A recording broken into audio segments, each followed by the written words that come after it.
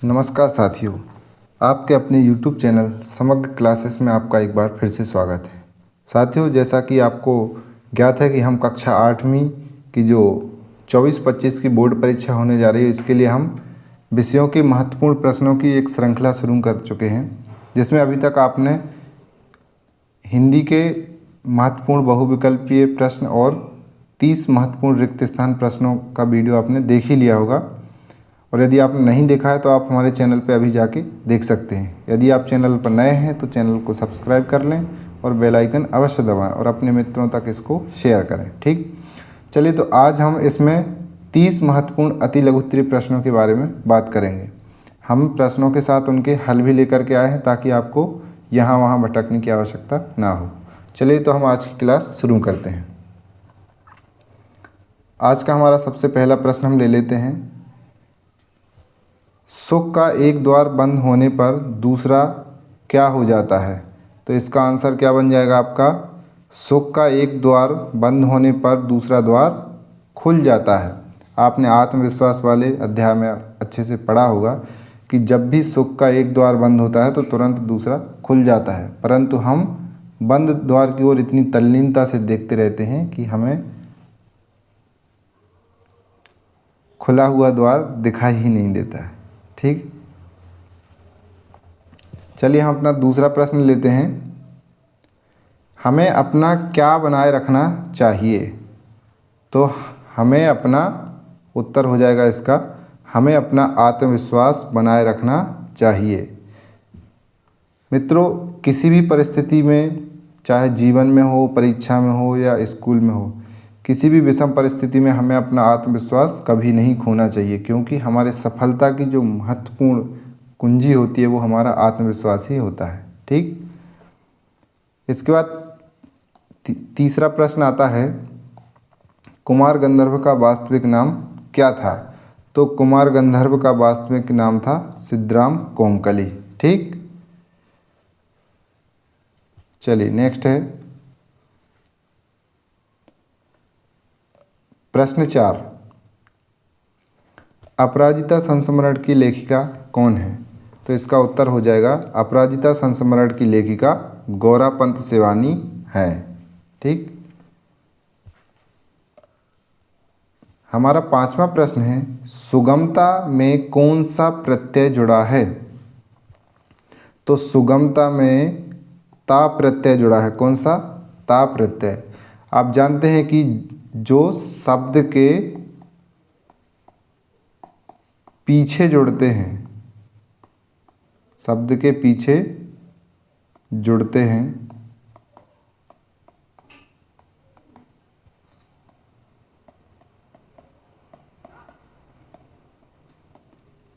वे शब्दांश जो शब्द के पीछे जुड़ते हैं उनको हम क्या कहते हैं? प्रत्यय कहते हैं। ठीक है ना? तो यहाँ पे आप देख रहे हो सुगम एक मूल शब्द है और उसमें कौन सा? ता प्रत्यय जुड़ा हुआ है। ठीक, चलिए अब छठवां प्रश्न आ जाता है, प्रभु जी तुम चंदन हम पानी किस कवि की रचना है? तो भक्ति के पद में आपने पढ़ा होगा, प्रभु जी तुम चंदन हम पानी जाकी अग अंग बास समानी। तो ये किसकी? कवि रैदास जी की रचना है।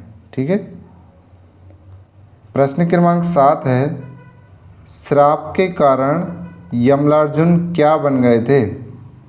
तो श्राप के कारण यमलार्जुन बिटप बन गए थे। बिटप अर्थात वृक्ष। ठीक, प्रश्न क्रमांक 8वां है, भेड़ाघाट जबलपुर से कितने मील दूरी पर स्थित है? तो इसका उत्तर है, भेड़ाघाट जबलपुर से 13 मील की दूरी पर स्थित है। ठीक,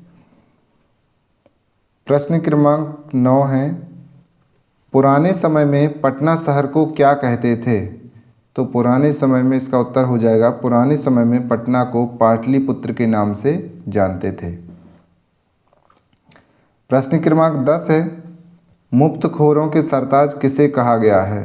तो इसका उत्तर हो जाएगा, मुफ्तखोरों का सरताज मुफ्तानंद जी को कहा गया है। ये मुक्तानंद ने, यहाँ पे मुफ्तानंद लिखा है। ठीक, मुफ्तानंद जी को कहा गया है। प्रश्न क्रमांक 11 है, रोगी का इलाज करने वाले को क्या कहते हैं? तो रोगी का इलाज करने वाले को वैद्य या डॉक्टर कहते हैं। प्रश्न 12 है, भारतीय गणित ज्योतिष का पहला ग्रंथ किसने लिखा था? तो इसका उत्तर हो जाएगा, भारतीय गणित ज्योतिष का पहला ग्रंथ आर्यभट्टीय पुस्तक है, जो कि आर्यभट्ट के द्वारा लिखी गई थी। ठीक।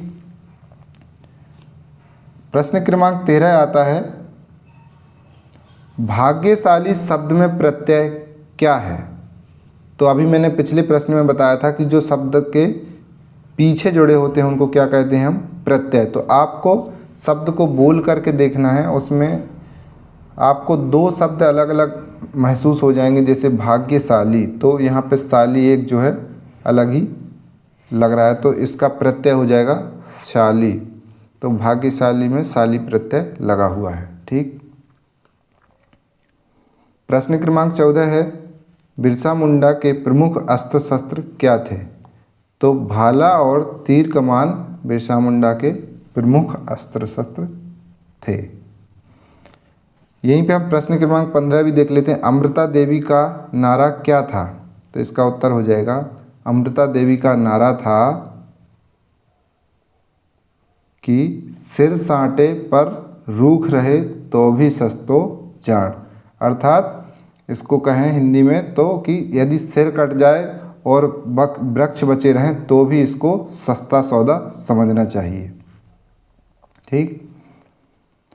प्रश्न क्रमांक 16 है, राजा अभय सिंह ने पेड़ काटने की क्या सज़ा घोषित की थी? तो ये उसी पाठ से है, प्राण जाए पर वृक्ष न जाए।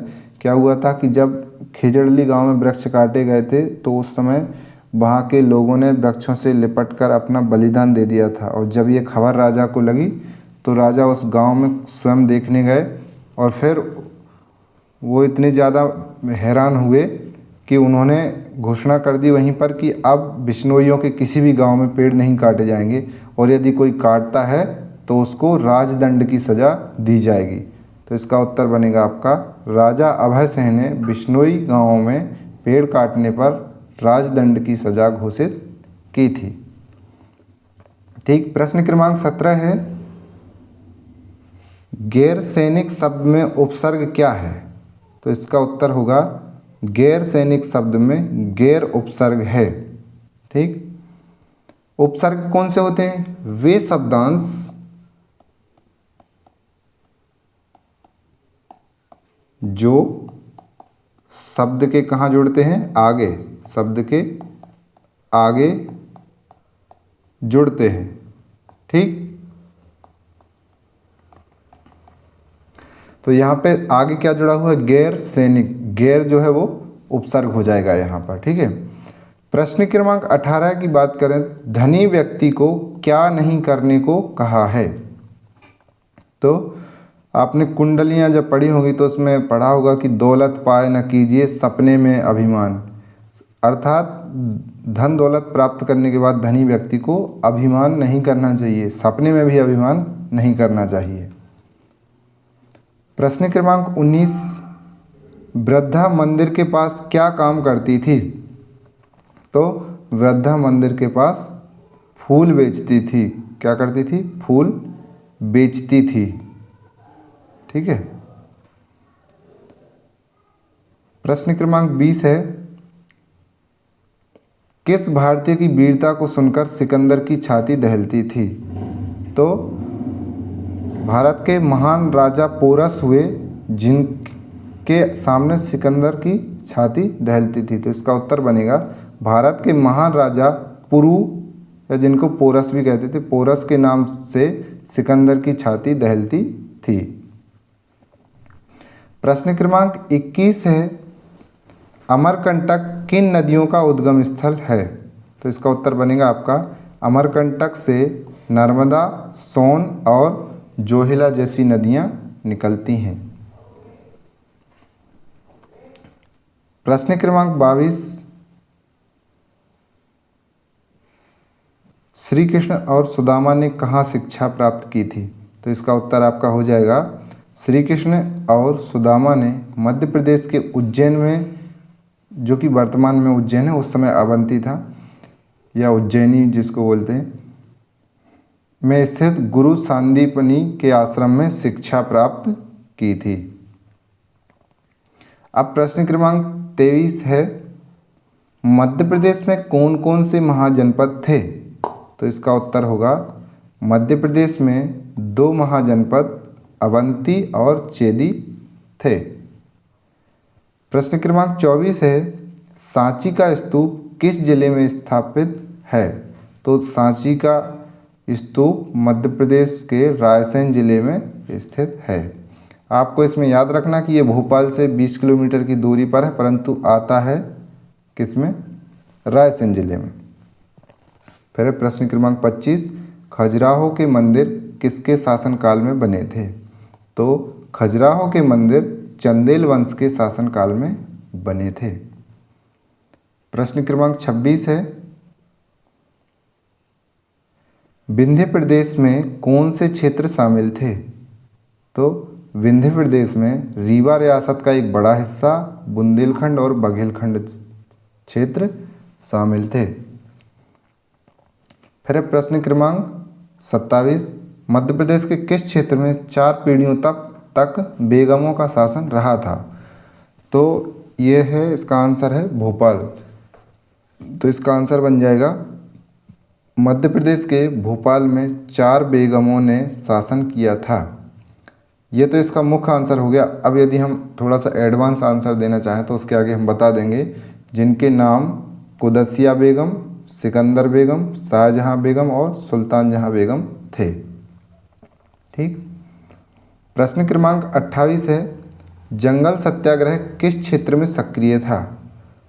तो इसका उत्तर हो जाएगा जंगल सत्याग्रह मध्य प्रदेश के तुरिया, जो कि वर्तमान में सिवनी कहलाता है, और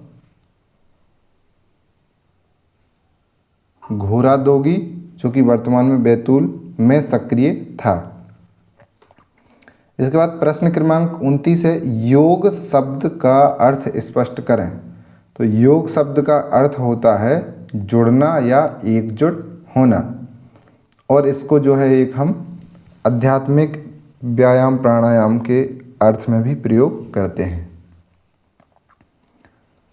प्रश्न क्रमांक 30 है, पद्मासन का अभ्यास किसे नहीं करना चाहिए? तो पद्मासन का अभ्यास किसे नहीं करना चाहिए? इसका उत्तर है घुटने में चोट, कूल्हे की समस्या या हर्निया होने पर पद्मासन का अभ्यास नहीं करना चाहिए। ठीक। तो साथियों, ये थे हमारे आज के 30 महत्वपूर्ण अति लघुत्तरीय प्रश्न। इसके पहले हमने बहुविकल्पीय प्रश्न और खालिस्तान पर चर्चा कर ली है। आप उन वीडियो को जाकर के अवश्य देखो और इन प्रश्नों को अच्छी तरीके से बार बार अभ्यास करके इसमें परिपक्व बने। ये जरूर ही आप वार्षिक परीक्षा में आपकी मदद करेंगे। ठीक है। और आपसे एक बार फिर से कहूँगा कि यदि आपने चैनल को सब्सक्राइब नहीं किया है तो सब्सक्राइब कर लें, अपने मित्रों तक शेयर करें, वीडियो को लाइक करें और आपको कैसा लगा इसको कमेंट करें। ठीक है। मिलते हैं नेक्स्ट वीडियो में, तब तक के लिए धन्यवाद।